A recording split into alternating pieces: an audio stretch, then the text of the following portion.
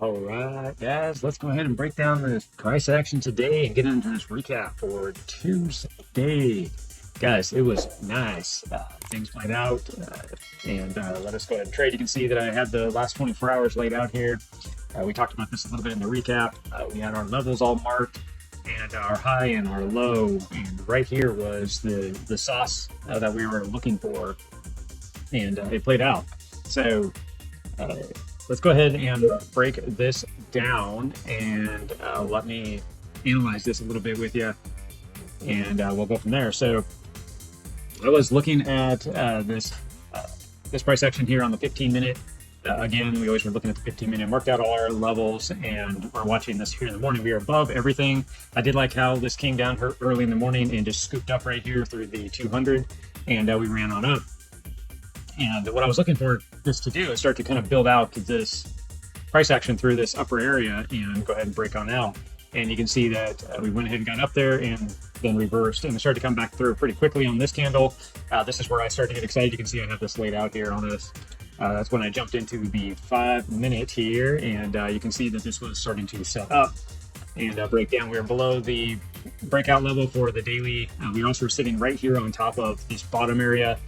So if you're looking at the bigger picture, you can see that I do have this kind of drawn on here and looking for this pattern to play out. But once we broke below this, now we were bearish, right? We're back underneath the 200, back under the 21. Now, if you watch our live stream, during that live stream, we were above this area during that time frame. So we were watching to see if this was going to hold, just like I was just talking about here in the 15 minutes. But now as we started to break down, this is where I actually started to look at getting in. And this is where I got into this trade and took advantage of it. And ultimately, obviously right here on the 5-minute, so we're back up. This is where you would have got out if you were trading this down.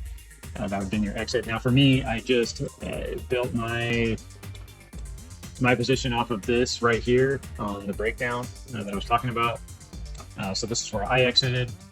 And you can see that was right to the target. And then as we came to the target, we started reverse. Now we're sitting in this pattern right now where we had been going back up. That's your 50-50, right? Where we can't get bullish here because we're on the 5-minute and we're still under that 200, but we were above the 21. Exit for me would have been back here. Depending on how you're analyzing stuff, whatever. So you didn't get out. There was another exit right here as well.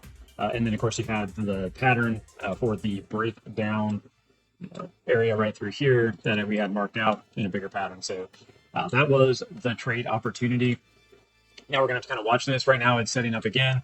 This could give us some more momentum down here, and we could continue to trade on out because now we're bearish again, right? We're back above, we're still above this 21 here on the 5-minute. We did get a nice retracement, but overall we are below the 200 on the 15, the 30.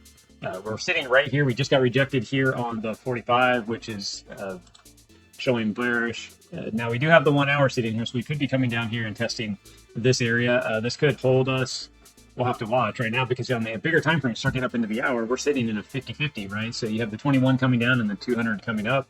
We're sitting in a 50-50. Now, if we go out to the daily, it does show that it also wants to kind of do a little bit of rotation on the moving averages, or not moving averages, but your indicators here. They do show like they could be rolling over. The MACD is moved up.